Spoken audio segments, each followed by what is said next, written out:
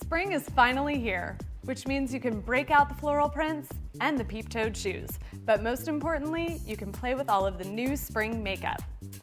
We scoured the runways to come up with the hottest looks of the season.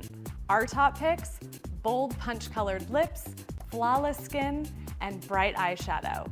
And to help us all learn how to create these looks at home, we have makeup artist Taylor Babayan here with us. Thanks for having me, Kristen. To get that bold lip color look, I'm using CoverGirl Lip Perfection in Flame. So I'm gonna start by using a lip brush just so I can get that intense saturated color.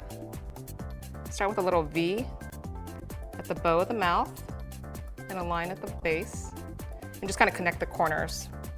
You can also just apply it straight from the lipstick tube, but I always like to use a lip brush just to get that perfect look. You definitely don't want it to have any mistakes. You don't want it to look messy. You want it to look nice and clean. And a brush will actually really help you get that look. So if this lip color seems too bright or too bold for you, a great trick is to just use a nude lip liner all over the mouth, and that'll help to really neutralize some of the redness or pinkness.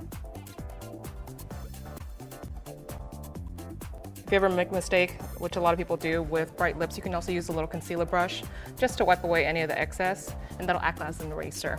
Bright punch-colored shade looks great with spring's floral prints. Another big trend for spring: flawless contoured skin.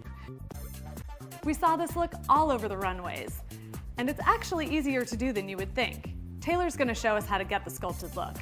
To contour, all you need is bronzer, blush, and highlighter. I'm using CoverGirl Instant Cheekbones Contouring Blush in Sophisticated Sable, which has all three. So when I start, I'm gonna actually start with my bronzer, and we're just gonna apply it right underneath the cheekbone area and kind of blend that through. And I always like to blend it with the temple. We're gonna follow that with some blush. Smile for me on the apples of the cheeks. And then really bring out the highlights in the face by using a little bit of a highlighter.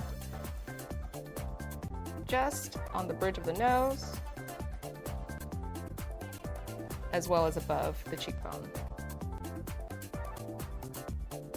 That just really highlights all of your bone structure. I'm just applying a little bit of the bronzer underneath the jawline. To continue with that no makeup look, you want to finish it off with just one coat of mascara and a pinky nude lip gloss. A no makeup look like this one looks really great with all of the sporty dresses we're starting to see everywhere. And then there's a look that's a little more daring: bright eyeshadow. But this is a little more subtle and wearable than the looks we saw in the 80s. Taylor's gonna show us how to take it from runway to everyday. So to get this bold eyeshadow look, I'm gonna use Dolce & Gabbana eyeshadow in Sky. So whenever you're using a bright color eyeshadow, in order for it not to look too costumey, you want to make sure that you apply it at the base of the lid and you don't go above the crease. And for those of you that have monolids, you just don't want to go above the middle of the eye. The moment you go into this town, it actually makes it a little bit not so modern. This is a great way to use any sort of bright eyeshadow and make it more wearable for the day by just applying it on the top lid. So I'm just going to go in with some black eyeliner to really help define that eye. And of course, we're going to finish with a lot of mascara, like CoverGirl Lash Blast 24-Hour Mascara.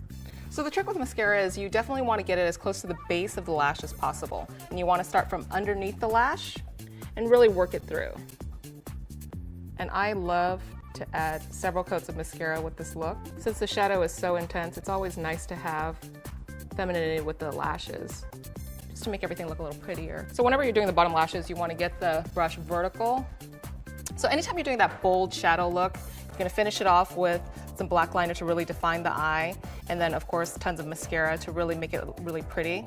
But then you want to keep the skin really clean, maybe just a hint of blush, and then keep the lips really neutral. Since Laura's eyeshadow is already so colorful, it's best to pair it with an all black and white outfit, another huge trend for spring. And that's it for our spring makeup trend report. Thanks for watching.